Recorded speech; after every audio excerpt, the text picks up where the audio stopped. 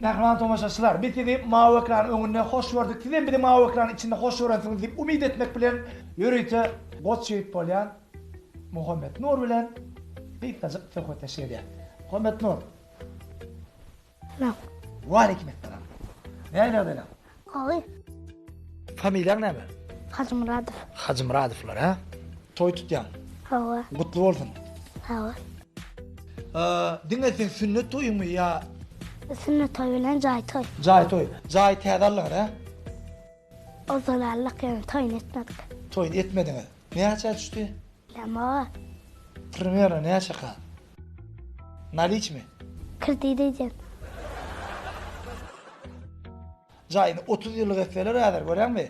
Kalkın verir yart pul. Yart pulun şu siz verme olanıza. Min verayet. Sana öylendin ondan. Ayağına berdiren o kopulu. Hey!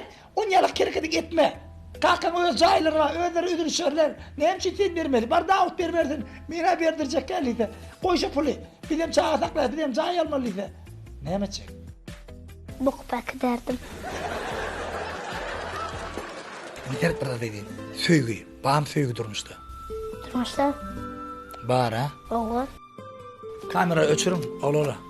Kamera öçürüm. Evet aslında kovuramaydın ben. Oğul. Kim ol? Kuda. Okuda. Hı. Adı ne mi? Ayını. Ondan ne mi? Toyuma çağırdın mı? Hı hı. Ne için? Eğlenende hayır. Öyle ne çağıracak? Öyle ne takacak edecek mi? Yok. Ha? Önüne çağır. Öyle ne çağır edecek ne diyecek? Toyum öyle. Ondan Onun o da gelmesin mi? geri verdin. Oğul. Yanında kim oturmalı? Olutturalım. Oturmak. Oğul. Ne için? Ay edin kakamalar takil. O ne için onu kovur?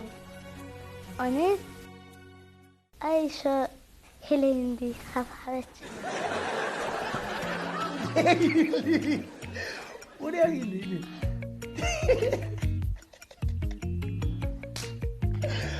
Ya birden kovur şöyle aytsan. Ecen kalkına barıp aytsan.